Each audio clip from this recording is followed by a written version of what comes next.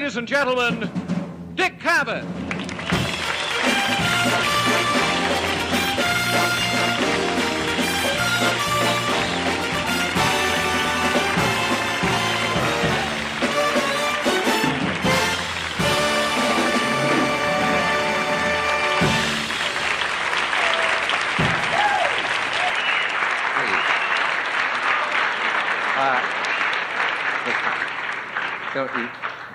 You'll go too far and then hate yourself in the morning. Very nice to see you.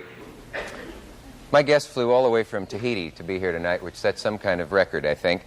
I'm very honored to have him here. You have caught glimpses of him in the past as Stanley Kowalski in Streetcar Named Desire, Zapata in Viva Zapata, Mark Antony in Julius Caesar, Terry Malloy in On the Waterfront, Vito Corleone in The Godfather, and Paul in Last Tango in Paris.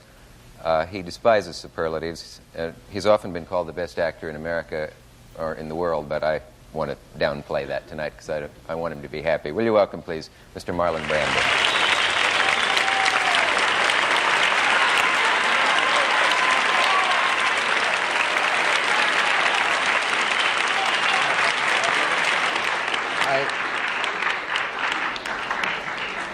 I guess, how are you would be as good as anything.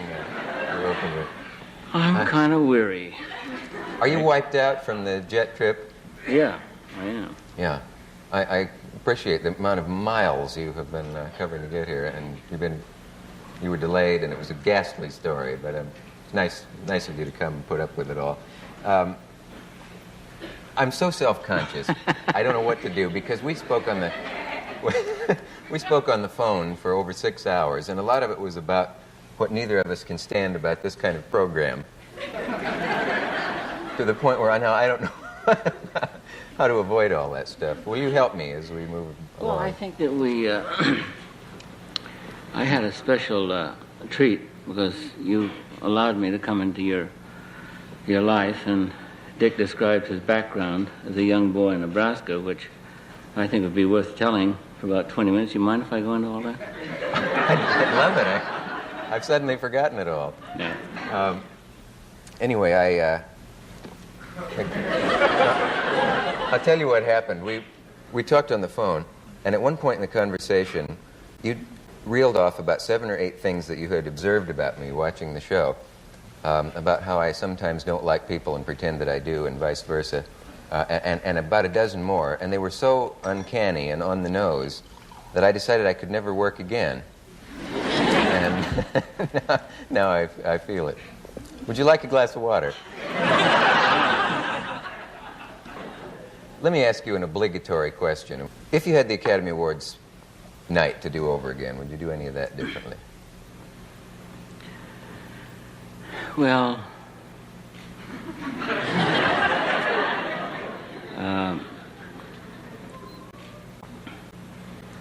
I don't think so, no. I felt that that there was an opportunity for, since the American Indian hasn't been able to hear his voice heard, or have his voice heard, anywhere in the history of the United States, I felt that it was a marvelous opportunity for an Indian to be able to voice his opinion to 85 million people. I guess that was the number. And I felt that he had a right to, in view of what Hollywood has done to him. And I was embarrassed for Shasheen. She wasn't able to say what she intended to say. And I was distressed that people should have booed and whistled and stomped, even though perhaps it was directed at myself. They should have at least had the courtesy to listen to her. But I don't think that people generally realize what the motion picture industry has done to the American Indian. As a matter of fact, all ethnic groups. And people just simply don't realize. They just took it for granted that that's the way people are going to be presented, and these cliches were just going to be perpetuated. The booing made me sore. Well, actually, I think the people were booing at me They were booing because they thought, well, this moment is sacrosanct, and you're ruining our fantasy with the intrusion of a little reality. And I suppose it was perhaps unkind of me and to do that, but there was a larger issue, and it's an issue that nobody in the motion picture industry has ever addressed themselves to. How much of what's been written about you can be trusted? There are a couple of books. There's... Well, I've noticed that you always say, you look at your notes and you say to the interviewee. Yes. It was once, someone said about you once that this and that and the other thing, and it's, I always wondered why you did that. Looked at them or said it? Yeah, said it. Well, if I look at them and say nothing, the show becomes so quiet that nobody can actually hear. You mean? But I think that the press is a very poor reference for knowing somebody. I don't think that you...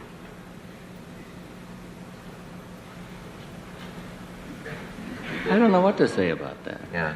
Well, there are 2 books in print purporting to tell the story of your life, your rages, your excesses, your lusts, your dreams. I think that I'm almost quoting from the cover of one of them. Can we trust those? And if not, how do they get away with it? I don't think it's worth going into. I mean, From their part or mine? No, well, news, of course, is big business, and people sell news. And unfortunately, people in my position, people in the public eye, are sellable commodities, but they're not any different than Kleenex or Dial soap or anything else. And so if we, find something out that's about your sex life or something that you do with your fingernails after you cut them off, Who told you, man? If you smoke the grime from your navel, then that's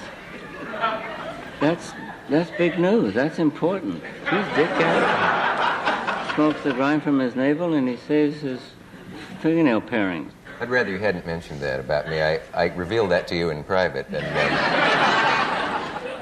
I thought I could trust you. But anyway, it doesn't matter. Yeah. Because finally, and I've found that people really don't believe all the nonsense they read. And they look at you when they meet you and wonder if it's true. Mm-hmm. But they finally make a decision on what their experience with you personally is. If it's for 5 minutes, or, if you say thank you to the hostess and she brings you a cup of coffee, well, then she thinks you're a courteous person. But, so whether or not you threw horse manure out of the top window of your old place on 52nd Street when you were young and yelled, "Watch out for the flying red horse," which is I'm just picking one at random that they always seem to write about you, is irrelevant. When people are watching you on the screen, I don't know whether they wonder if those things... But I always wonder, if those aren't true, then where do they come from? Well, but I think you... And did you? I think that that's a kind of a question that, well, there's a perfect example. Yeah. On your show, you have money items as well. You have items that you sell to the audience, and items that were entertaining, or they offer some sort of sparkling interlude for what otherwise might be a sea of dullness. For dullness.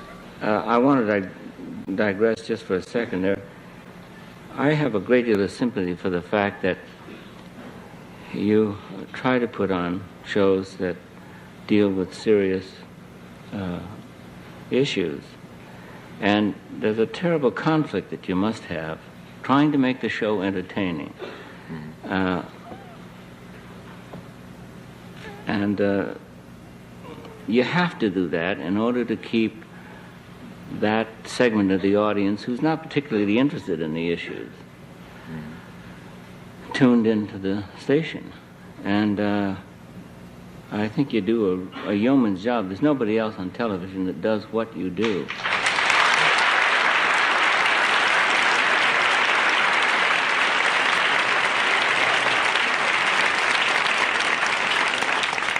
And very often you're forced to make concessions. I mean, asking me questions about whether I threw horse manure in somebody, you know, that seems ridiculous on the face of it. But then it has a part, you know. If you don't ask those questions, you don't have that kind of conversation. There are a lot of guys in their undershirts drinking beer just going to turn the station over to some other channel. Oh, God, what are they talking about? Yeah. But I think that, as a matter of fact, you've touched an awful lot of people, and they've responded when they wanted to take you off the air, for whatever reason it was. The hue and cry went up, and people did support you in full, and I was very glad for that, and I think everyone, finally, even those beer drinkers, will be benefited by it. Thank you. I'm humiliated when I'm complimented, and I must move on quickly.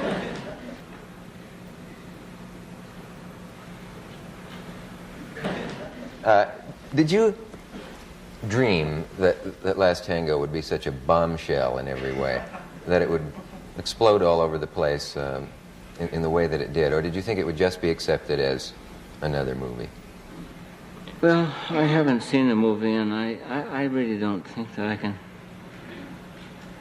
I don't know what I could say about it that might be useful or amusing or interesting. Then we'll get off of that. Why do you downgrade acting as a profession? What? I say, why do you downgrade acting as a profession over the years? What makes you think I do? Well, I've read it in the press. Saw it in black and white.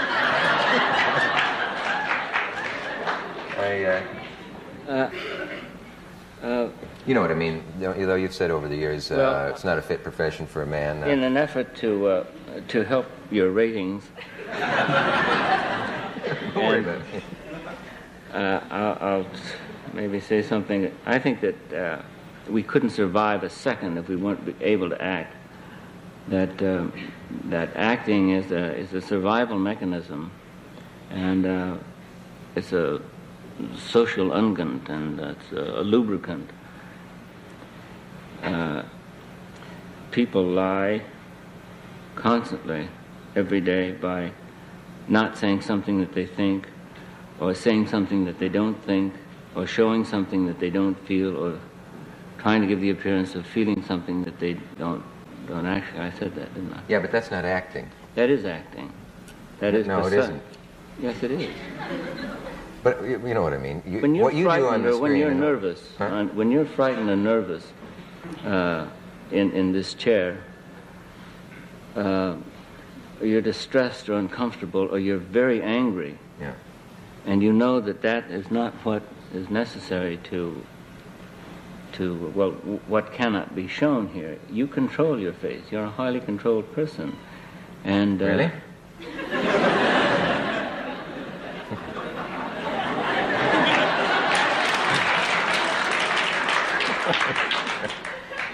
And you have to do that. I see. But you know what I mean is, we got into this on the phone. You say that that's acting. That's not. I'm motivated at that moment to do that, and I can do it. And suppose there's a guy here that I think is a schmuck, is a bore, and you invite frankness, and I can act like he's interested for a time. I'm motivated by that. But if you wake me up at 9 or 8 the following morning and say, do that same performance before a camera, and then do it again and again, I can't. Some people can.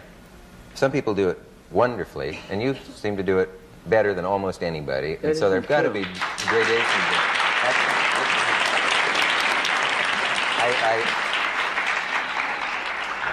I won't hear of the fact that what you do is no more than what I do. Well, that isn't true. If you're working for an ad agency, some product, and you hate the guy that, the idea man, the boss, and you know that every time he comes in with some impossible notion, something that really makes you gag when you drive home on the freeway. You know damn well that you're not going to get a raise, or you're not going to get it shifted out of the position that you're in if you don't say, Leonard, I think that's terrific. Yeah. It's just beautiful. And you even lean forward, put your elbows on to show enthusiasm, and you get a face for it, and you do it day after day after day in order to survive in your job. But if you had to do And the you- line, Leonard, I think that's terrific 6 times, and get something deeper and better into it time after time, that takes an actor. What did you say? I said, those are one-time things where you have an immediate motivation. No, they're not one-time things because it's a daily procedure. Yeah, but the dialogue changes all the time. But you're able The to dialogue take changes, but the motivation doesn't. Are you the saying that I motivation- could play any role you can play as well as you can? Well, that might not be true, but I don't think that I could play some roles as well as you could play them. I don't think I could play the role that you're playing now. But this is me. I'm letting it all hang out. No, it's not me. It isn't. This ain't me. I mean, I think that you're thinking of 60 things at once. How is it going? Is it getting dull? Is he upset and distressed and inarticulate? Is he bored? Is he offended? Yeah, here's a good time for a joke. We haven't got much time. You're thinking about 9 million things and reacting to what I say, and how's that going to be? Is that going to be offensive? No, that's good. So you're doing this editing at an insane rate. And and you have to do that, and that's your job. And you have this demeanor of levity and lightness and amusement and zest, and it's easy to ascertain that finally isn't what goes on in your mind or your feelings at all. I just feel like all my clothes have been taken off. No, but that's something that I couldn't do. I couldn't do what you do. And that's a different kind of acting. You're playing a different kind of role. But anyway, we've done enough. We've made enough concessions to. What are you doing there? Oh, nothing. I just have a commercial to do. And you say you couldn't do it. Let's see if you're any good at it. All you do is look up and read off the.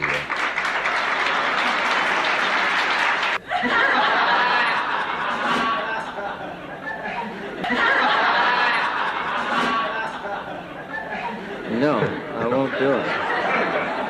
I'm glad you didn't. What do you mean, aw? The man's incorruptible, and that's what I hoped. How long since you tried a new shade of eyeshadow? There are 25 beautiful colors. Super Rich Shadow by Revlon. Oh, I'm good. Let me ask you something. Or several. I was going to say I feel like a kid in a candy store because we can only take about 2 pieces out of all the things I want to talk to you and ask you about. I'm interested in so damn many things about you. Were you happy with the way The Godfather came out? I'd rather not talk about movies. I don't think they're... That's all right. Okay. If we could figure out some way... Did you like the book, The Godfather?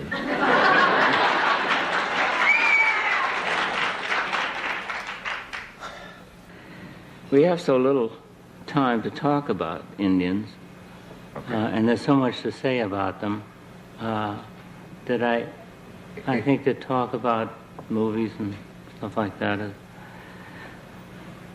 is such a misuse of time. But then I'm your guest, and I don't want to horn in on what your program is going to be about. Who are you looking at? You. Who are you looking at? You. Oh, who are you looking at? You. Who are you looking at? You. Oh. Are you sorry you came on a show like this? No, I wish I'd been more helpful and funnier and more articulate and amusing way. More.